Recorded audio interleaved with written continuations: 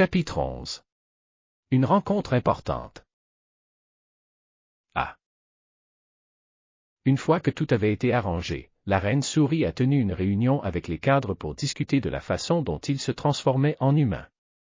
Votre Majesté, avons-nous un moyen de redevenir humain? Demanda la générale. Oui. Cette fois, la reine Souris était bien sûre, ce qui fut très encourageant. C'est super. Tout le monde était très heureux. Mais nous avons besoin de l'aide des gens. La reine Souris dit, sentant un peu gênée à ce sujet. Qui nous aidera? Les gens nous tueront une fois qu'ils nous verront.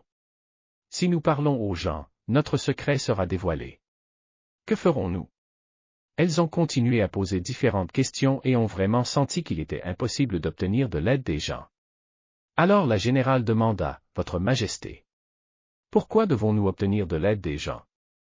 La reine de la souris admirait la générale car elle avait posé la bonne question. B.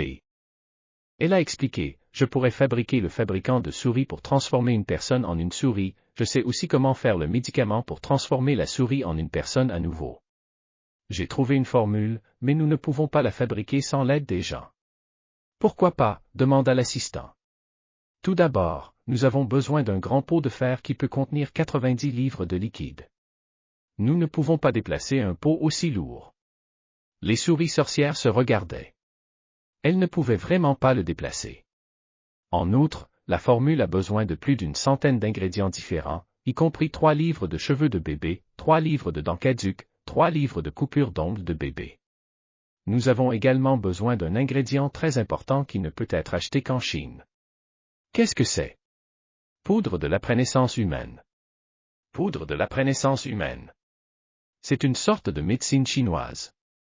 La prénaissance est séchée et broyée en poudre. Nous devons en manger si nous voulons redevenir humains. C. Les souris sorcières comprenaient maintenant très bien qu'elles avaient besoin de l'aide des humains. Même si quelqu'un était prêt à aider, il devrait dépenser beaucoup de temps et d'argent. Mais qui nous aiderait? Elles ont demandé. Tous regardèrent leur chef pour la réponse. Une seule personne peut nous aider. Après une pause, la reine souris dit positivement. Qui? Tout le monde était content. La vieille, la vieille. Tout le monde a été surpris. Comment la retrouver? A demandé la générale. Nous n'avons pas besoin de la retrouver. Elle viendra elle-même. Elle viendra elle-même. Tout le monde était encore plus surpris. D. Pourquoi viendra-t-elle à nous elle-même? Elle veut que son petit-fils redevienne un garçon. Eh bien, nous voyons. La plupart d'entre eux ont compris. Elle n'a pas d'autre choix que de coopérer avec nous. Dit la reine souris. Et le père du petit mangeur, ne viendra-t-il pas à nous? A demandé la générale. Cet imbécile ne sait rien du monde des sorcières. Si j'ai raison, il demanderait de l'aide à la vieille. Maintenant, la reine souris a commencé à prendre des dispositions. Elle a ordonné à la générale, à partir d'aujourd'hui, vous organisez des gens qui se cachent à tour autour de l'entrée de l'hôtel pour surveiller, et d'autres à la salle à manger vers l'heure du repas. Rapportez une fois que la veille ou le fou apparaîtra. Oui. Votre Majesté, dit la générale. Les cadres étaient tous heureux et pleins d'espoir. Ils suivirent la générale. Chaque jour, les souris sorcières attendaient avec impatience l'arrivée de grand-mère. Pendant les premiers jours, elles étaient pleines d'espoir.